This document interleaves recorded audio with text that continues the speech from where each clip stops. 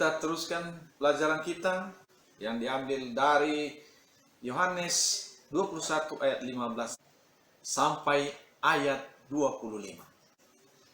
Sesudah sarapan, Yesus berkata kepada Simon Petrus, "Simon, anak Yohanes, apakah engkau mengasihi aku lebih daripada mereka ini?" Jawab Petrus kepadanya, "Benar Tuhan, Engkau tahu bahwa aku mengasihi Engkau." Kata Yesus kepadanya, "Gembalakanlah domba-dombaku." Kata Yesus pula kepadanya untuk kedua kalinya, "Simon, anak Yohanes, apakah engkau mengasihi aku?" Jawab Petrus kepadanya, "Benar Tuhan, Engkau tahu bahwa aku mengasihi Engkau." Kata Yesus kepadanya, "Gembalakanlah domba-dombaku." Kata Yesus kepadanya untuk ketiga kalinya, "Simon, anak Yohanes, apakah engkau mengasihi aku?" Maka sedihlah hati Petrus, karena Yesus berkata untuk ketiga kalinya, "Apakah engkau mengasihi aku?" Dan ia berkata kepadanya, "Tuhan, Engkau tahu segala sesuatu. Engkau tahu bahwa aku mengasihi Engkau." Kata Yesus kepadanya, "Gembalakanlah domba-dombaku." Ini adalah pengutusan Petrus untuk menggembalakan domba-domba Tuhan, untuk menggembalakan umat pilihan Tuhan. Yesus menanyakan ini kepada Petrus, "Apakah engkau mengasihi aku lebih daripada mereka?" Jadi ada satu hal yang dikatakan Tuhan Yesus di sini, lebih daripada mereka. Jadi lebih daripada teman-temannya. Jadi itu menjadi syarat untuk menjadi gembala, menggembalakan domba-domba Yesus, untuk menggembalakan umat pilihan. Ada satu syarat lebih daripada yang lain. Ini satu syarat yang diberikan Tuhan Yesus. "Apakah engkau mengasihi aku lebih daripada mereka ini?" Jadi ada 7 orang yang bersama-sama pada saat itu. Jadi artinya Petrus harus lebih daripada mereka semua, lebih mengasihi Tuhan. Ditanyakan oleh Tuhan Yesus sampai 3 kali. 2 kali pertama dalam bahasa Yunani, Yesus mengatakan, "Apakah engkau agape?" Hanya dijawab oleh Petrus, "Ya Tuhan, aku filia dengan engkau." Dia tidak sanggup mengatakan agape sudah. Kasih agape adalah kasih yang rela mengorbankan dirinya bagi orang yang dikasihi. Sedangkan kasih filia adalah kasih persahabatan atau kasih persaudaraan.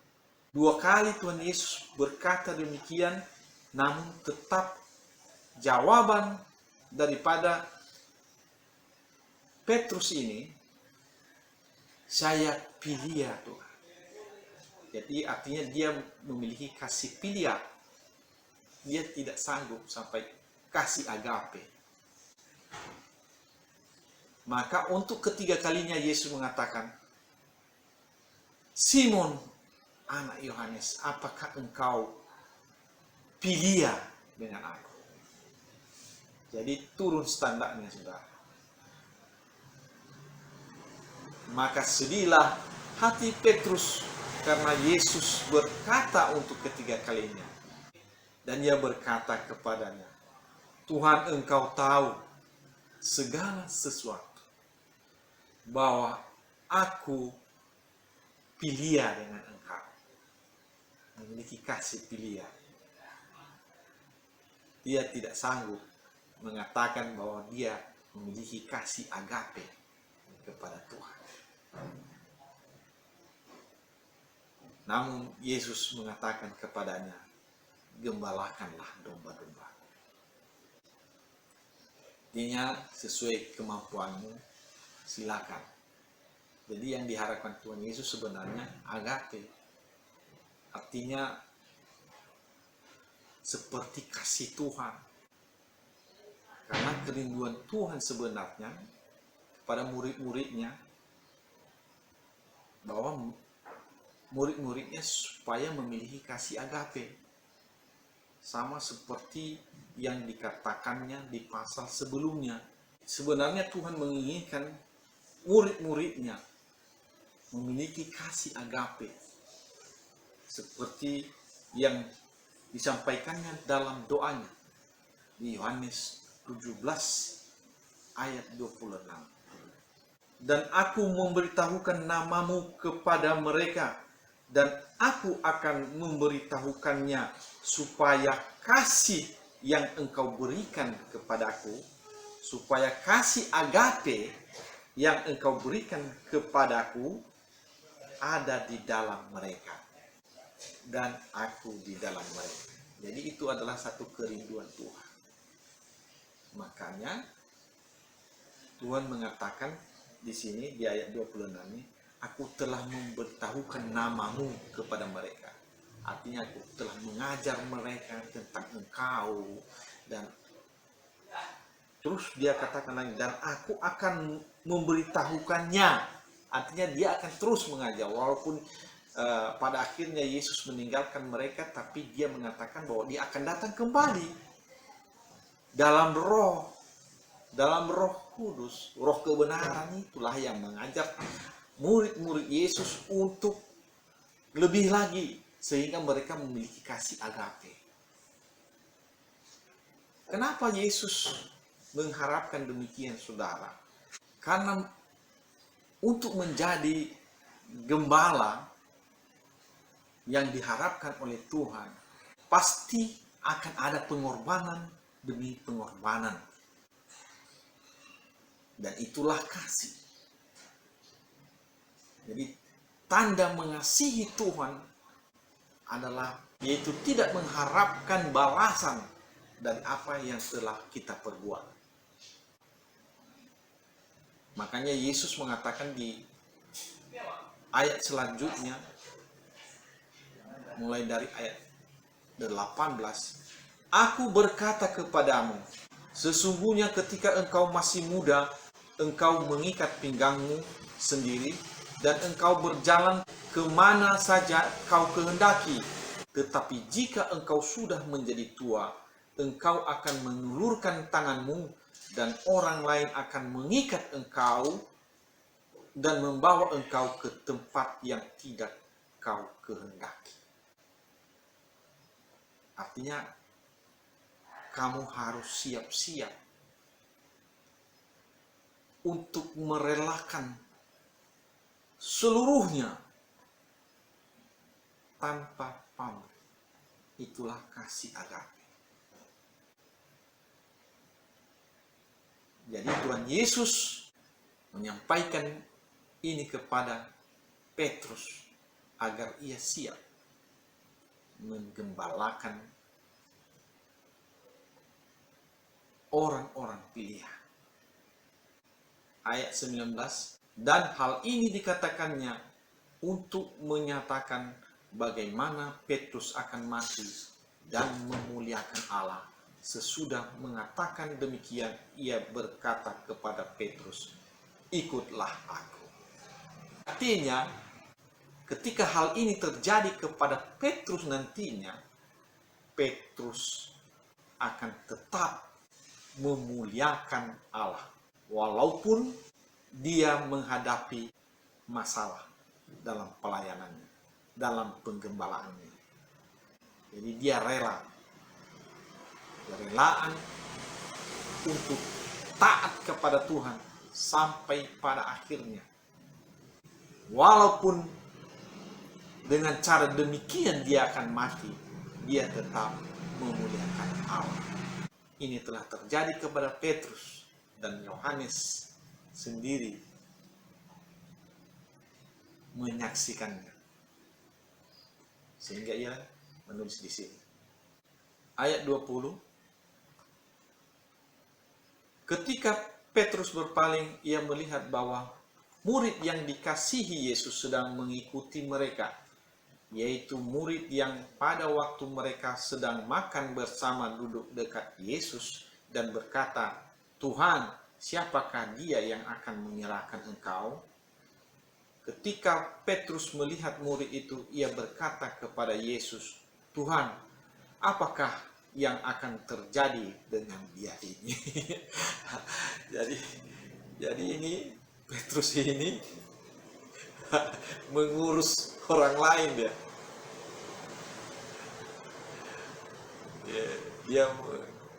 Dia bertanya juga, gimana ini ada orang yang dikasihinya. Artinya ini Yohanes ini orang yang dikasihinya. Masa kepadaku saja disampaikan seperti itu. Kenapa bukan sama kami ini? Kok nggak ada sama dia yang seperti itu juga? Jawab Yesus, "Jikalau aku menghendaki supaya ia tinggal hidup sampai aku datang, itu bukan urusanmu. Tetapi engkau ikutlah aku." Maka tersebarlah kabar di antara saudara-saudara itu bahwa murid itu tidak akan mati. Tetapi Yesus tidak mengatakan kepada Petrus bahwa murid itu tidak akan mati, melainkan jikalau aku menghendakinya, supaya ia tinggal hidup sampai aku datang. Itu bukan urusanmu. Ini artinya, saudara, mari kita melakukan apa yang menjadi bagian kita dalam hidup ini. Seperti kata Yesus kepada Petrus ini, jangan kau urus orang lain, urus saja dirimu, dan apa yang sudah kusampaikan kepadamu itulah bagianmu. Entah bagaimana yang lain bukan urusanmu, yang penting ikut aku. Dan memang terjadi, saudara, Yohanes lah yang berumur lebih panjang dari mereka semua, lebih dari 90 tahun. Rasul Yohanes, maka dia menulis ayat 24, "Dialah murid yang memberi kesaksian tentang semuanya ini dan yang telah menuliskannya, dan kita tahu bahwa kesaksiannya itu benar." Jadi Rasul Yohanes sendiri yang menulis ini. Ayat 25, "Masih banyak hal-hal lain lagi yang diperbuat oleh Yesus, tetapi jikalau semuanya itu harus dituliskan satu persatu, maka agaknya dunia ini tidak dapat memuat semua kitab yang harus ditulis itu." Jadi apa yang telah ditulis oleh Rasul Yohanes dalam Injil Yohanes ini adalah inti-intinya, saudara, yang bisa membuat kita mengenal Tuhan Yesus dengan baik. Dan menurut sejarahnya, saudara, ditulis sekitar tahun 80 sampai tahun 90 Masehi. Semua murid-murid yang lain sudah tidak ada. Tinggal Yohanes sendiri dari 12 orang itu. Dan Injil Yohanes ini ditulis, saudara, untuk meluruskan apa yang telah terjadi pada pengikut-pengikut Yesus pada masa itu. Karena ada penyesat-penyesat yang masuk ke dalam kawanan pengikut Yesus. Dan untuk meluruskan itu, maka Injil ini dituliskan. Sebelumnya sudah ada Injil Matius, Markus, Lukas. Penulisan Injil Yohanes ini adalah Injil yang terakhir dibuat. Injil Yohanes ini adalah merupakan jawaban daripada permintaan para penatua yang ada di Asia untuk menyangkal suatu ajaran sesat mengenai sifat, kepribadian, dan keilahian Yesus yang dipimpin oleh seorang Yahudi yang berpengaruh bernama Cerinthus. Jadi Injil Yohanes ini sengaja ditulis untuk menyangkal semua pengajaran sesat. Oleh sebab itu, mari kita pelajari, kita renungkan Injil Yohanes ini supaya kita lebih mengenal bagaimana sifat dan kepribadian serta keilahian Yesus. Yesus telah datang ke dalam dunia, yaitu Allah yang menjadi manusia, khusus untuk menyelamatkan manusia. Misi Yesus menjadi manusia adalah untuk menyelamatkan manusia dari dosa, sehingga manusia dapat menjadi anak-anak Allah. Jadi melalui Injil Yohanes ini, kita dapat belajar bagaimana cara untuk menjadi anak-anak Allah. Seperti apa yang disampaikan dalam Injil Yohanes pasal 1 ayat 12. Tetapi semua orang yang menerimanya diberinya kuasa supaya menjadi anak-anak Allah, yaitu mereka yang percaya dalam namanya. Jadi Injil Yohanes ini ditulis dengan maksud supaya kita menjadi orang yang percaya, menerima firman Tuhan yang menjadi manusia. Firman yang telah menjadi manusia itu yaitu Yesus Tuhan kita. Dan percaya kepadanya sehingga kita bisa menjadi anak-anak Allah. Demikian firman Tuhan, Tuhan Yesus memberkati. Amin.